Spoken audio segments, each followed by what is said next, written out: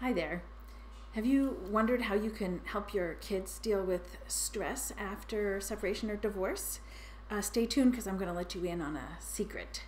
I'm Shula, and I work with folks who want to manage their stress better so that they can respond effectively when they're under pressure.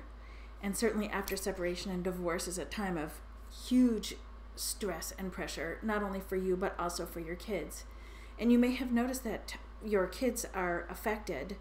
When they're affected, when they're stressed out, they act up or they act out. And we'll experience this as adults, but it takes us a lot longer to get to the point of feeling overwhelmed so that we can't put things in language.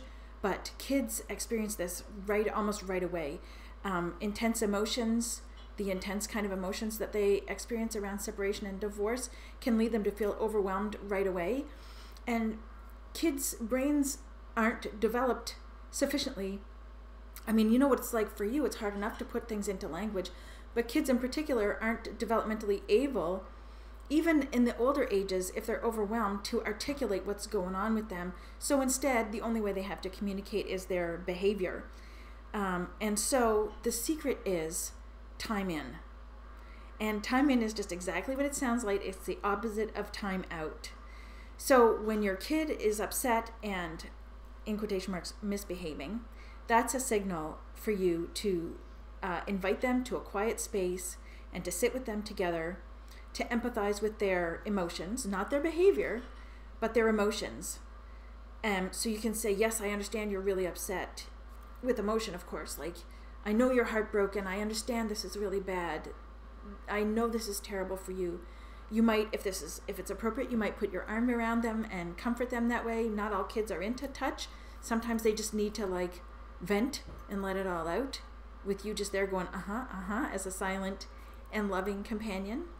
And then once they've had some quiet time with you where you've empathized with them and they've had a chance to express what's going on, you guys can troubleshoot and address the behaviors that you might not want to continue happening.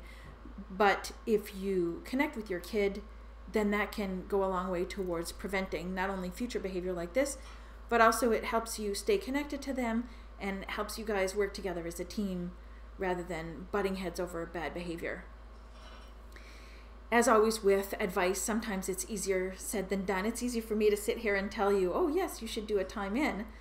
But what you might want if you're feeling overwhelmed or if you feel like things are getting out of hand, you might want some support to follow through on these strategies. And if that's the case, connect with me.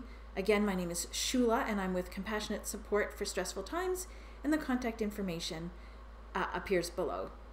Thanks so much.